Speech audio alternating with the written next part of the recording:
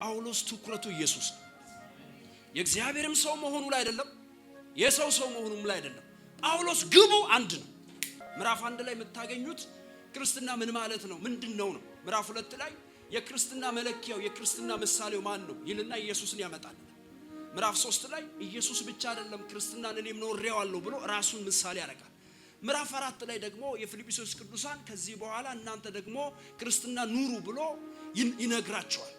ይሄንን መልእክት ሲጽፍ የቁም እስረኛ በዚህ የቁም እስር ሆኖ ነው ቅድም እንዳልኳችሁ 3 ደብዳቤዎችን የጻፈ። እንደው ሲከሱት ምን አሉ መሰላችሁ? ፍርድ ቤት አቆመው።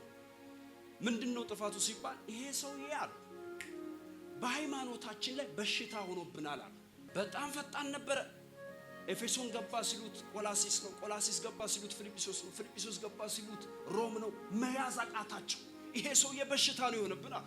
ነገስታቶች እስኪደነግጡ የአይሁድ ሃይማኖት እስኪንቀጠቀጥ አንድ ሰው በእግርና በመርከብ ብቻ ተጉዞ በፌስቡክ በዩቲዩብ አሁን በአውሮፕላን በመናምን ማናመጣውን ተጽዕኖ አመጣ። እንዴት አመጣው ይሄን ሁሉ ተጽዕኖ?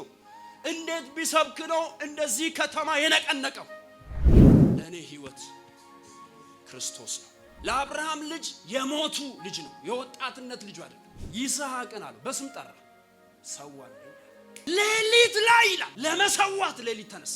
የምኖርበት ጉዳይ የመኖሪያ ትርጉሜ ልጄ ሳይሆን ህይወት ምን እንደሆነ ለማየት ከስልጣን ከእውቀት ከገንዘብ ከትዳር የመጨረሻው ኖሮ ሲጨርስ ግን እንዲህ አለ። አንድ ነገር ልበላችሁ አለ ካለፍኩበት ህይወት ሁሉ ከንቱ፣ የጨበጥኩት ምንም የለም፣ ነፋስ ነው። ሳያው ነፋስ ምንም ህይወት ኢየሱስ ነው ብሎ የሚኖር ሰው እዚህ ምድር ላይ በምንም ልታስደንቁት አትችሉ። በቃ ጨርሷል።